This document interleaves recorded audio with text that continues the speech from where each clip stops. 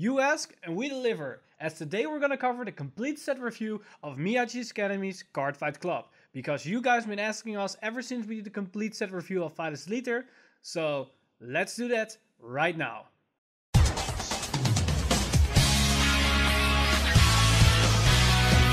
Stand up!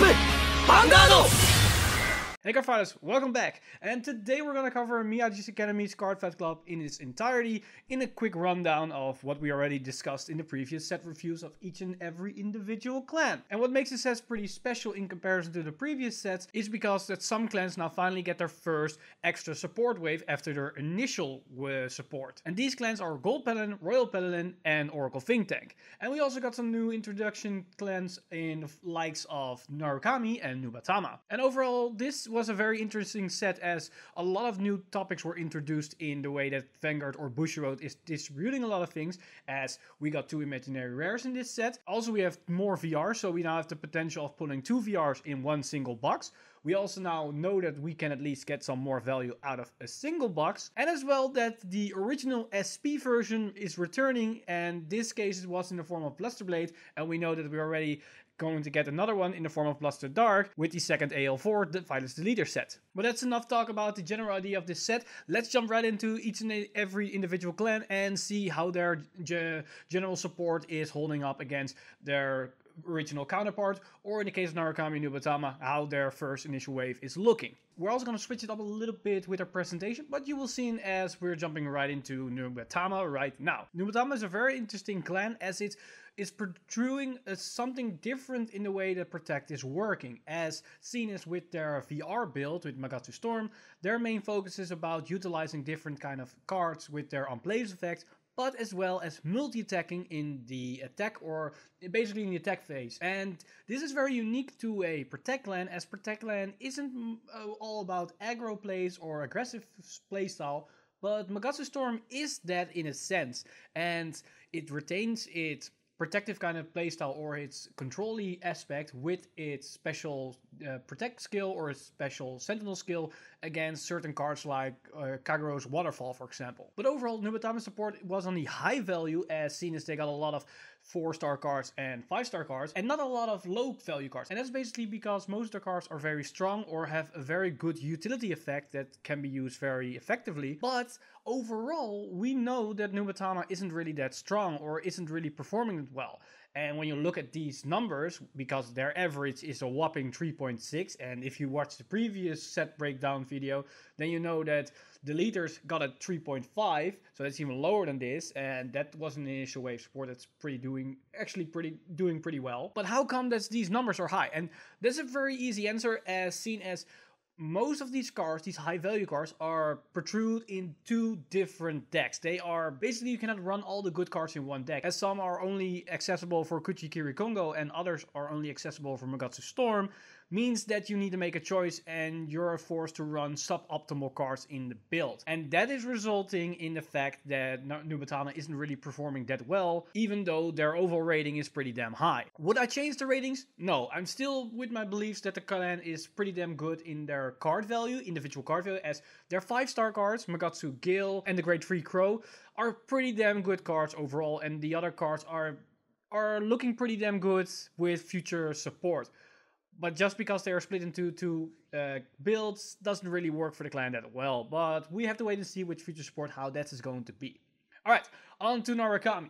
As we can see with their overall support, they are pretty damn average over on the board. We got a couple of 4-stars and 5-stars, and the main bulk of the cards are in the 3-stars. And we got some low-end cards, and that makes their total average out on a 3.1. That's not on the high end for a new clan as their initial support wave, but you need to keep in mind that they got a lot of cards from the trial deck, and trial deck cards tend to be a bit lower rated as they aren't really that optimal. There are some bad cards in the trial deck, and basically most of the 2-stars and 1-star cards are from the trial deck, as most trial decks only have 1 grade 3, 1 grade 2, and 1 grade 1 that's actually pretty damn good, and that's about it. But on the overrating, they got some pretty damn good staple cards in the form of Rising Phoenix, and as well as Destonic Drill and Destonic Stinger Dragon. These cards are pretty damn good, and they basically make the deck in the way that it is, and we're probably going to see these cards used in the future builds as well. I got a lot of suggestions and people talking about Ricky,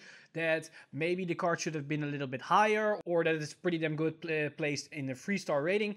I personally am going to keep it at the 3 stars, as yes, it's a very good card when you want to use it in combination with the Stonic Stinger Dragon, if when your opponent is trying to play around your engine and they place everything in the back row. Sure, then the card is pretty damn good, but I'm still on the standpoint that even though it fixes that in those specific scenarios, you're wasting resources, soul in this case, for not actually advancing anything on the board. You're just moving them to the front row so you can bind them, and then you need to use even more resources. And it's only a non-place effect. If it was an act ability, then maybe it was a little bit better, as you can place it on the field for a little bit aggro play and then use its skill later. But as soon as it has some flaws in its design, but still it's a pretty damn good card, I'm keeping it a 3-star rating. And keep in mind, 3 stars doesn't mean it's a bad card. It's just a good card. But it could have been better, but it could also have been a lot worse. Alright, next up are the clans that got our second support wave, and we're going to start it off with Gold Paladin. And Gold Paladin on overall is on the average rating, with their good cards basically on the 3-star mark, but they got some good 5 stars and 4-star cards. That's pretty damn alright for a second support wave. To be honest, the reason why it's this low is because we got a lot of dead cards, or actually pretty damn terrible cards, but there were not a lot of cards. And basically the whole Ezel support cards carried the whole average rating of this new support wave for Gold Paladin. And overall, it's just a fine new support wave. It's not a big one, but it's basically fixed the things that Gold Paladin needed after their initial support wave in Ultra Rare. And to be honest, these cards are really good, and I think the ratings are pretty fine as where they are. Alright, next up we've got Oracle Think Tank, another big support wave, as seen as they also got a trial deck to boot, just like Narukami. And as you can see, just like Narukami, most of the bulk are in the 3-star range, and we got some cards that are on above, but you can see we got a lot of 1-star cards. But funny enough, this is averaging out at exactly 3 points. There's no thing that I need to round it up or round down with some numbers. It was exactly a score of 3. And that's basically sums up everything that you want to know about this Oracle Think Tank support, as the support overall was on average quality. And the reason that that's the case is because they are spreading out the support wave for Oracle Think Tank. We've got generic stuff, we've got Witches, which is on the lower side because these cards are a little bit awkward currently, and we got the Magus support, but Magus is not really that strong in general. It's a fine, good deck, but not as strong as what Imperial Daughter is presenting itself. If we do a mix with the Magus cards with the older Oracle Think Tank deck, then it's gonna be performing a lot better. And that's the reason, that's also is reflective in the rating, as seen as the higher end cards are the cards that can be used within the Imperial Daughter original deck. But some Magus cards, like Tetra Mages and Pentagonal Mages, are also carrying the whole Magus build, so that's why they are also in the higher rating section of Oracle Think Tank. But overall, it's a good support wave. It's luckily not as strong as the initial support wave was, and we actually do not want that, as the clan itself is already damn strong enough, and the only thing that they can do is just expand more with more options than just outright power creeping stuff. Alright, time to talk about the final clan of this set, and that's none other than Royal Paladin, the poster boy of Bushiroad basically, or that's Blessed by the Rolfred, depending on your position. And they got also not that many cards, just like Gold Paladin, and overall, as you can see, the cards are on a lower rating, as they got a lot of awkward cards, or I think cards that are going to be used in the future, as a lot of cards had unplaced from hand or placed through skill effects, and we do not have a lot of these cards. Granted, we got some amazing extra support for Blaster Blade as well as Alfred, and for Soul Saver, and these are on the higher ratings, on the higher spectrum of this rating scale. And in total, you can see that it averaged out in a 2.8, and that's not really a lot, but as seen as we already got the first support wave in Q4, and we got the mini support wave in the mini booster, basically one card, Excopate, it's not that odd to see that the overrating is a little bit on the lower side, and that's pretty damn fine. However, there are some things that I want to change, as you guys have been pointing out a lot of things about the original ratings, and one of those cards is Dream Painter. I originally gave it 4 stars, but It's not really that good, as you need to put it out through skill, and we do not have a lot of cards that enables that, and it has its problems with the current build, as you already want to run other kinds of grade 1s in the way that Alfred is performing. Even in Soul Saver you have a lot of other options, and you're not dedicated to run a specific other grade 1 or another grade 2 that enables this card. So I want to change it from a 4-star back to a 3-star. It's still a fine card, it's still good in my opinion. I personally still would run it in some decks. I even put it in my deck profile for, I believe, Alfred. But overall, it wasn't that strong as I initially thought. Another one that I want to change is Rendering Angel. I initially gave it a 1-star rating, and that wasn't justified. As one of you guys pointed out, it was a lot better than what it could be, and there was a lot more to go over the card. I even put it in my Alfred build, just like Dream Painter, as this was the card that could enable Dream Painter. And I basically overlooked that fact, and I gave it an unjustified 1-star. So I want to up it up to a 3-star rating, as it's still a good card that can help us enable these on-place effects through a skills cards. And the last one I want to change up is the Paladin card, the Soul Saver support card. I gave it an initial 3-star rating, and in some cases justified in the sense that yes, it's a very strong card and a very good power beat stick, but it's just a beat stick in general, and it fails on supporting itself when you have no access to the other cards. You need to draw it, and you need to bet on it that you can kill it with it, and besides that, it doesn't really do that much. But in all fairness, it's a lot better, as it really helps Soul Saver that's struggling with some consistency with their pressure, and this card just helps that way much more than anything else can do.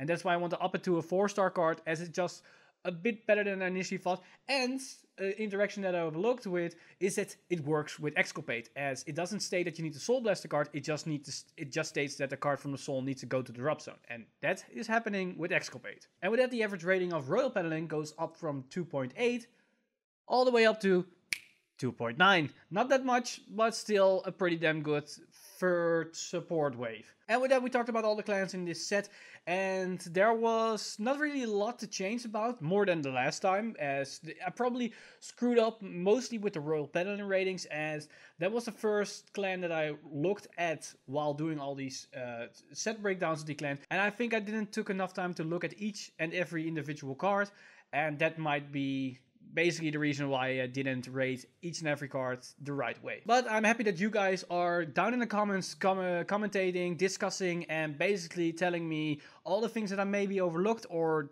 trying to convince me other ways. And I hope to get that support more and more in the future, as that's basically what these set reviews are all about. It's not just about me telling you what is a good card or what's a bad card.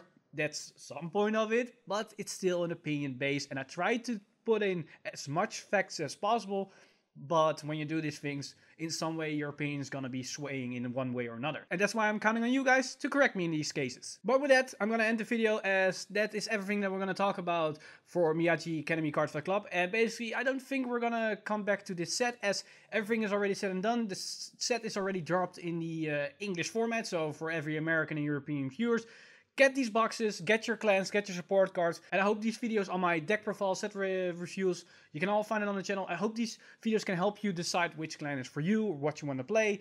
And as always, if you have any questions, leave them down in the comments down below. But as always guys, I'm Mr. Timeneep, and I see you guys in the next one.